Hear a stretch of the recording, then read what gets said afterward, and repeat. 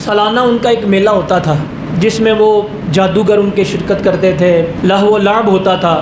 میلے کے اندر ساری قوم وہاں پر شرکت کرتی۔ تو جب ابراہیم علیہ السلام کے حالات دیکھے نا تو انہوں نے کہا تم ہمارے میلے میں آنا اور دیکھنا قوم کس طرح متحد ہے، تم اکیلے ایک سائڈ پہ ہو، ساری قوم ایک سائڈ۔ دعوت دی کہ تم آنا۔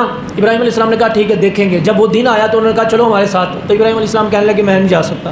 تو آپ نے حکمت سے ان کو ٹال دی۔ تو آپ نے یہ بات کہی کہ تم جا رہے ہو لیکن میں تمہارے بتوں کا برا سوچوں گا۔ انہوں نے ایک جگہ بنایا ہوا تھا بت خانہ، جہاں پر چھوٹے، درمیانے اور بڑے بت بنائے ہوئے تھے۔ وَتَاللَّهِ لَأَكِيدَنَّ أَصْنَامَكُمْ بَعْدَ أَن تُوَلُّوا مُدْبِرِينَ۔ ابراہیم علیہ السلام کہنے لگے مجھے اللہ کی قسم میں تمہارے بتوں کا برا چاہوں گا، بعد ان تولوا مدبرین، پھر تم پیٹھ پھیر کر آؤ گے۔ آپ نے کہہ بھی دیا، ان کو پتہ بھی چل گیا۔ فجعلهم جذاذا الا كبيرا لهم لعلهم اليه يرجعون۔ آپ نے کیا کیا؟ جو چھوٹے چھوٹے بت تھے ان کا چورا چورا کر دیا، ٹکڑے ٹکڑے کر دیے۔ الا كبيرا لهم لعلهم اليه يرجعون، جو بڑا تھا اس کو چھوڑ دیا تاکہ یہ اس کے پاس آئیں، ان کو پتہ چلے۔ اب وہاں میلے سے فارغ ہو کر ان کی عادت تھی کہ یہ بت خانے آتے، بت خانے آ کر منتیں مانتے، کھانا آگے رکھ دیتے، دودھ آگے پیش کرتے۔ وہ آئے تو انہوں نے اپنے خداؤں کو ٹکڑے ٹکڑے ہوتے دیکھا، وہ تو چورا چورا پڑے ہوئے تھے۔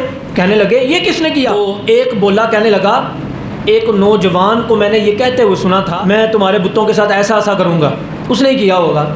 اچھا، قالوا انت فعلت هذا بآلهتنا یا ابراہیم، اس نے کہا تھا میں ایسا ایسا کروں گا، تو اس کا نام ابراہیم ہے۔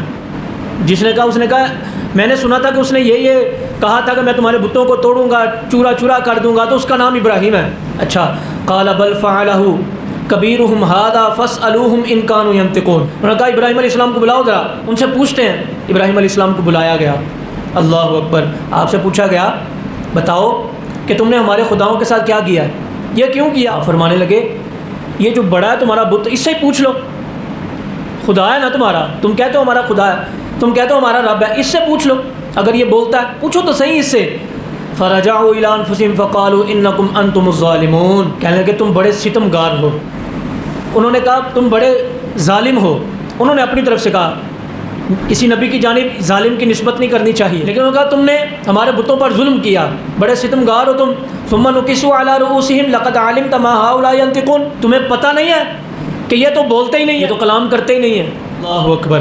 اب ابراہیم علیہ السلام یہاں تک ان کو لے کے آنا چاہتے تھے، جو آپ ان کی زبان سے نکلوانا چاہتے تھے انہوں نے بول دیا، انہوں نے کہہ دیا یہ تو بولتے ہی نہیں ہیں، یہ تو سنتے نہیں ہیں۔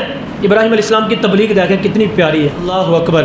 آپ نے کہا قال افتعبدون من دون اللہ ما لا ينفعکم شیئا ولا یضرکم، فرمانے لگے پھر تم اس کو پوچھتے ہو، اس کے آگے جھکتے ہو کہ جو نہ سن سکتا ہے، نہ بول سکتا ہے، نہ نفع نقصان کا مالک ہو سکتا ہے، تمہیں نفع نقصان دے نہیں سکتا۔